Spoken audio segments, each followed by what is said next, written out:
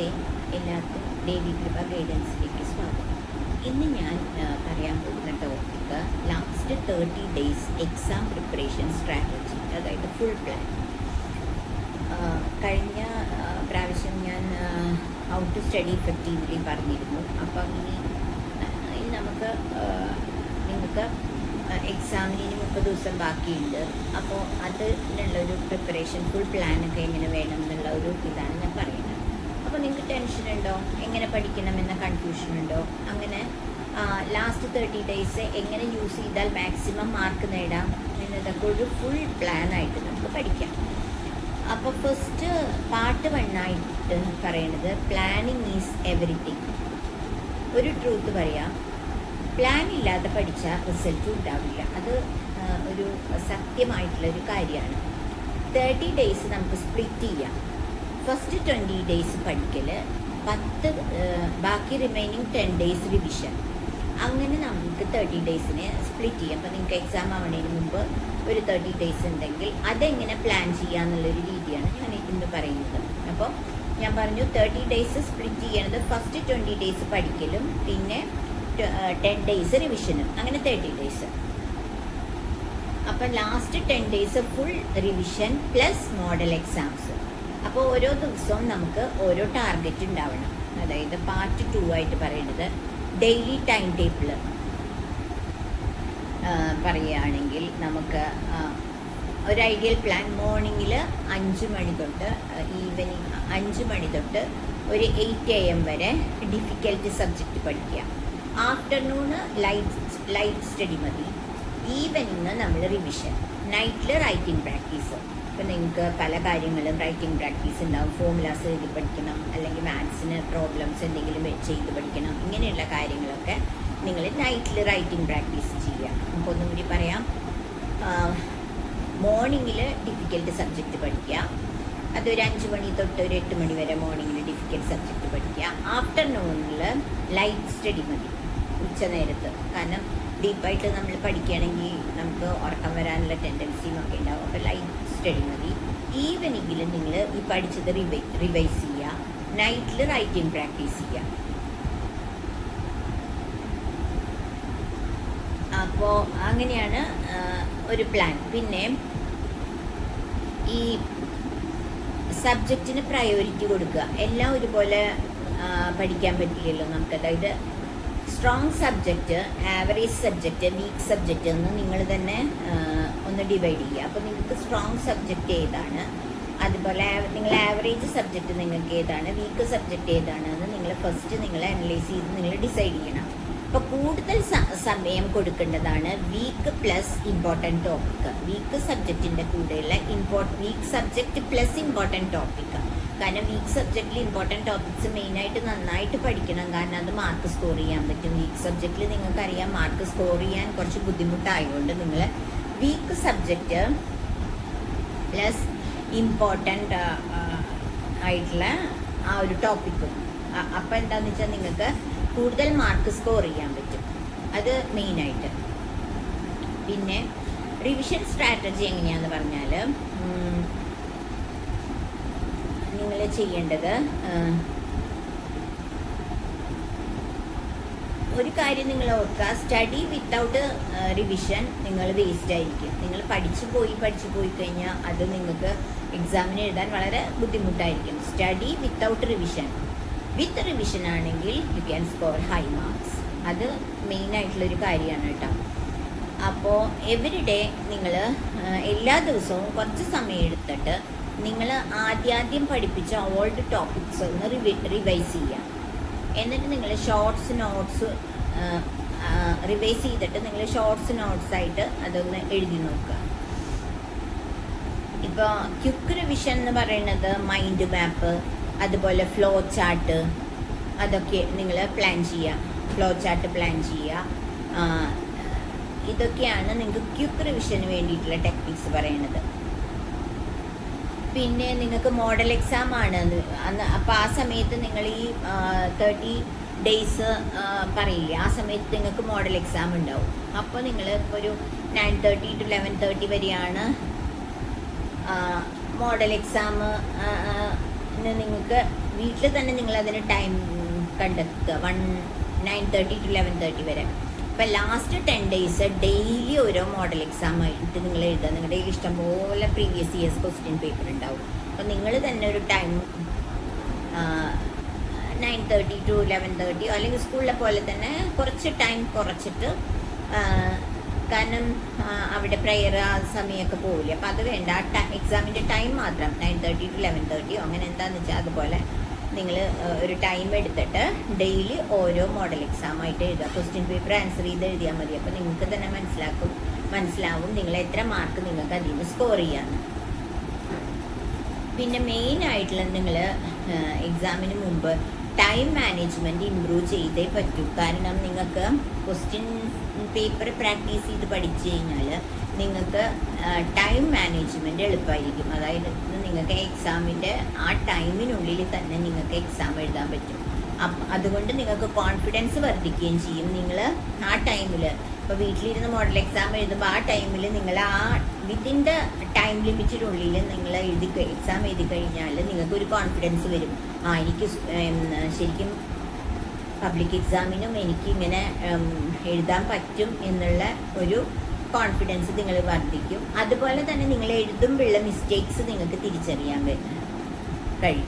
അപ്പം നിങ്ങൾ മെയിനായിട്ട് ആൻസർ എഴുതിയതിന് ശേഷം ഒരു സെൽഫ് കറക്ഷൻ നിങ്ങൾ ചെയ്യുക. അപ്പം നിങ്ങൾക്ക് അതിലുള്ള മിസ്റ്റേക്സ് ഒക്കെ നിങ്ങൾക്ക് എളുപ്പം കണ്ടുപിടിക്കാൻ ചെയ്യും. പിന്നെ നിങ്ങൾ ചെയ്യാൻ പാടില്ലാത്ത കുറച്ച് കാര്യങ്ങൾ ഞാൻ പറയാം. ന്യൂ ടോപ്പിക്സ്, പുതിയതായിട്ടൊരു ടോപ്പിക്സ് ലാസ്റ്റ് ടൈം പഠിക്കാതിരിക്കുക. കാരണം അത് ഓവർ സ്ട്രെസ്സാവും നിങ്ങൾക്ക്. അതുപോലെ രാത്രി മുഴുവനും ഉണർന്നിരിക്കരുത്. അതൊക്കെ നിങ്ങൾക്ക് എക്സാമിന് നിങ്ങൾക്ക് എന്താ സ്ട്രെസ്സ് കൂടിയിട്ട് നിങ്ങൾക്ക് ആ കോൺഫിഡൻസ് നഷ്ടമായിട്ട് നിങ്ങൾക്ക് എക്സാം എഴുതാൻ ബുദ്ധിമുട്ടാവും. ഇപ്പോൾ ശരിയായ പ്ലാനിങ് ഉണ്ടെങ്കിൽ 30 days is enough to change your result. ശരിയായ പ്ലാനിങ് ഉണ്ടെങ്കിൽ നിങ്ങൾക്ക് ആവറേജ് സ്റ്റുഡൻസിന് പോലും നല്ല മാർക്ക് സ്കോർ ചെയ്യാം. അപ്പോൾ അതായത് focus, that means concentration plus consistency equals success ആണ്.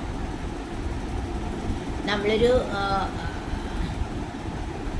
പഠിക്കണയിൽ കോൺസെൻട്രേഷൻ കൊടുത്തിട്ട് ഒരു കൺസിസ്റ്റൻ്റ്ലി നിങ്ങളത് ആ ടൈം ടേബിൾ ഫോളോ ചെയ്ത് പോയാൽ നിങ്ങൾക്ക് ഉറപ്പായിട്ടും സക്സസ്സിലേക്ക് എത്താൻ പറ്റും. അപ്പോൾ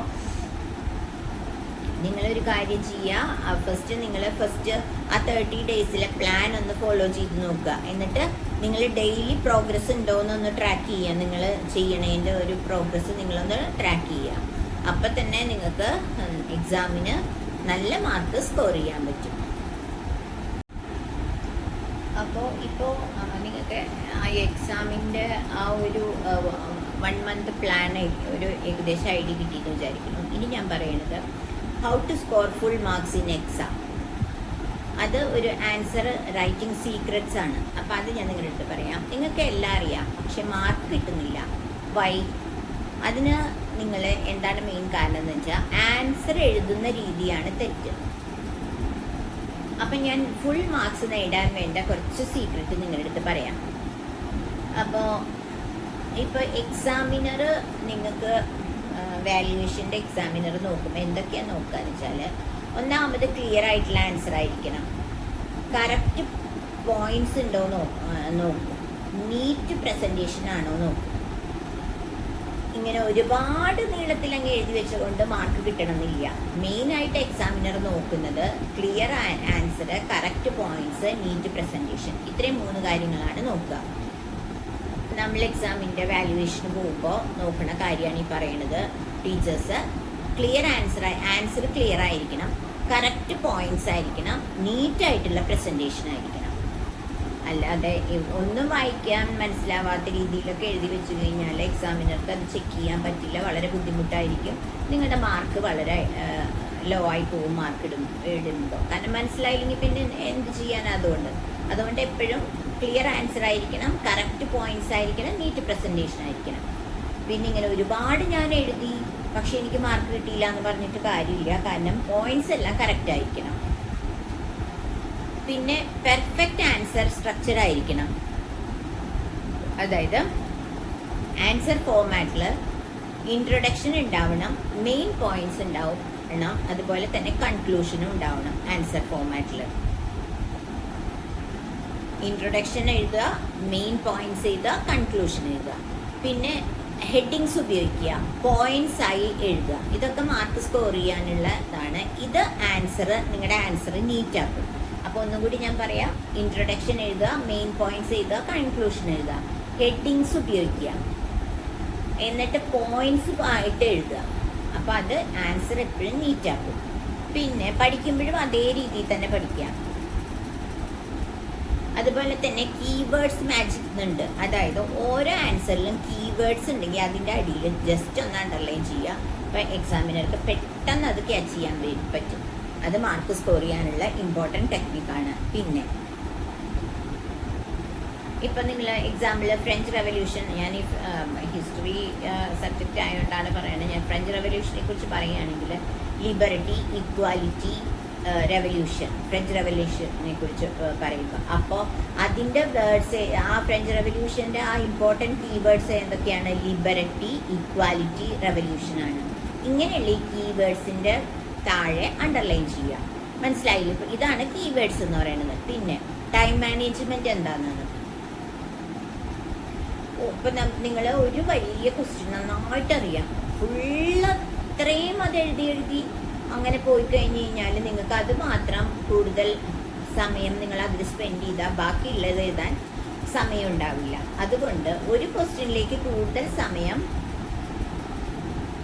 സ്പെൻഡ് ചെയ്യരുത്. മാർക്ക് അനുസരിച്ച് നിങ്ങൾ സമയം ഡിവൈഡ് ചെയ്ത് എഴുതണം. അപ്പോൾ മനസ്സിലാക്കുക, നിങ്ങളെ എക്സാമിന് മുമ്പ് നിങ്ങൾ മോഡൽ എക്സാംസ് പോലെ വീട്ടിലിരുന്ന് പഴയ ക്വസ്റ്റ്യൻ പേപ്പർ വെച്ച് നിങ്ങൾ എക്സാംസ് എഴുതി കഴിഞ്ഞാൽ അത് ഒരുപാട് ഇഫക്റ്റീവ് ആവും നിങ്ങൾക്ക് എക്സാം എഴുതാൻ. ആ ടൈം ലിമിറ്റിനുള്ളിൽ നിങ്ങൾക്ക് എഴുതാൻ പറ്റും. ഇപ്പോൾ 5 മാർക്കിൻ്റെ ആണെങ്കിൽ ഷോർട്ട് ആൻസർ ആയിട്ട് എഴുതുക, 10 മാർക്കാണെങ്കിൽ ഡീറ്റെയിൽഡ് ആയിട്ട് എഴുതുക ആൻസർ. പിന്നെ പ്രസൻറ്റേഷൻ ടിപ്സ് ഉണ്ട്. എന്താണെന്നറിയോ? നീറ്റ്നെസ് നമ്മൾ എക്സ്ട്രാ മാർക്ക് കൊടുക്കും. Good hand writing, proper spacing, margins use ചെയ്യുക, ഡയഗ്രം ഉണ്ടെങ്കിൽ ഡയഗ്രം വരയ്ക്കുക. ഇതൊക്കെ എന്താണ്? എക്സ്ട്രാ മാർക്ക് നിങ്ങൾക്ക് കിട്ടും. Neatness equals extra mark. അതായത് good hand writing, proper spacing, margins use ചെയ്യുക, ഡയഗ്രം ഉണ്ടെങ്കിൽ അത് വരയ്ക്കുക. ഇനി പ്രാക്ടീസ് നിങ്ങൾ ചെയ്തില്ലെങ്കിൽ നിങ്ങളുടെ എക്സാമിൽ അത് സ്ലോ ആയിരിക്കും. കാരണം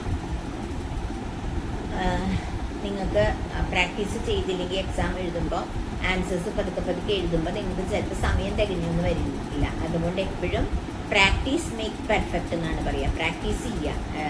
ഈ എക്സാംസ്, അതായത് മോഡൽ എക്സാം പോലെയുള്ള എക്സാം വീട്ടിലിരുന്ന് ക്വസ്റ്റ്യൻ പേപ്പർ എടുത്ത് റിവൈസ് ചെയ്ത് പഠിച്ച് എഴുതി പ്രാക്ടീസ് ചെയ്യുക. ഓക്കെ. പിന്നെ 2-3 ആൻസേഴ്സ്, വലിയ ആൻസേഴ്സ് ഒക്കെ ആണെങ്കിൽ ഒന്ന് എഴുതി നോക്കുക. 2 ദിവസവും ഓരോ സബ്ജക്റ്റിൻ്റെ 2-3 ആൻസേഴ്സ് വെച്ച് എഴുതി നോക്കുക. ഈ ടൈം ലിമിറ്റിനുള്ളിൽ പഠിച്ചിട്ടൊന്ന് എഴുതി നോക്കുക. ഇത് നിങ്ങളുടെ സ്പീഡും കോൺഫിഡൻസും വർദ്ധിപ്പിക്കാൻ സഹായിക്കും. പിന്നെ നിങ്ങൾ വിചാരിക്കും, മാർക്ക് കിട്ടുന്ന കുട്ടികൾക്ക് നല്ല ബുദ്ധിയുണ്ട്, അവർക്ക് എല്ലാം അറിയാമെന്ന്. ഒരിക്കലുമല്ല. ടോപ്പ് സ്റ്റുഡൻസ് കൂടുതൽ അറിയുന്നവരൊന്നുമല്ല, അവർ ബെറ്ററായി എഴുതുന്നവരാണ്. അവർ നന്നായിട്ട് വർക്ക് ചെയ്തിട്ട് തന്നെ മാർക്ക് സ്കോർ ചെയ്യണമാണ്. നന്നായി വർക്ക് ചെയ്ത് അവർ ബുദ്ധിമുട്ടി പഠിച്ച് തന്നെയാണ് അവർ എഴുതുന്നത്. പിന്നെ ഇനി ഞാൻ കൺക്ലൂഷനായിട്ട് പറയണത്,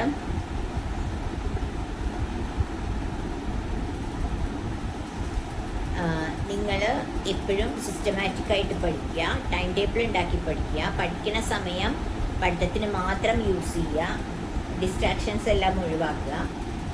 അതുപോലെ ഒരു 20 മിനിറ്റ്സ് പഠിച്ച് കഴിഞ്ഞാൽ കുറച്ച് ബ്രേക്ക് എടുക്കുക. അതുപോലെ തന്നെ ഒരു 5-6 മണിക്കൂർ അടുപ്പിച്ച് അങ്ങ് പഠിക്കാതെ ഒരു 3 മണിക്കൂർ നന്നായിട്ട് പഠിച്ച് 3-4 മണിക്കൂറോ നന്നായിട്ട് യൂസ് ചെയ്യുക. ആ പഠിക്കുന്ന സമയം പഠിത്തത്തിൽ മാത്രം കോൺസെൻട്രേറ്റ് ചെയ്യുക. ഇതൊക്കെയാണ് മെയിനായിട്ടുള്ള നിങ്ങളുടെ എന്താ പറയുക എക്സാം നന്നായിട്ട് എഴുതാനുള്ള ടിപ്സ്. ഇനി ഞാൻ അടുത്തൊരു വീഡിയോയിൽ വിചാരിക്കുന്നത് morning versus night study which is better, അങ്ങനെ എനിക്കൊരു എൻ്റെ അടുത്ത് 2-3 പേര് പറഞ്ഞിരുന്നു. അല്ലെങ്കിൽ പിന്നെ how to improve memory power, ഇത് രണ്ടും ആണ് എൻ്റെ അടുത്ത് ഇനി ഇത് എടുക്കണം, ക്ലാസ് എടുക്കണം എന്ന് പറഞ്ഞിട്ട് വന്നിട്ടുണ്ട്. അപ്പോൾ ഞാൻ നെക്സ്റ്റ് വീഡിയോയിൽ അതെടുക്കാം. അപ്പോൾ എല്ലാവർക്കും എൻ്റെ വീഡിയോ ഇഷ്ടപ്പെട്ടെന്ന് വിചാരിക്കുന്നു. അപ്പോൾ എല്ലാവരും ഇഷ്ടപ്പെട്ടെങ്കിൽ ലൈക്ക് ചെയ്യുക, ഷെയർ ചെയ്യുക, സബ്സ്ക്രൈബ് ചെയ്യുക. അപ്പോൾ അടുത്തൊരു വീഡിയോ ആയി വരുന്നവരെ നന്ദി, നമസ്കാരം.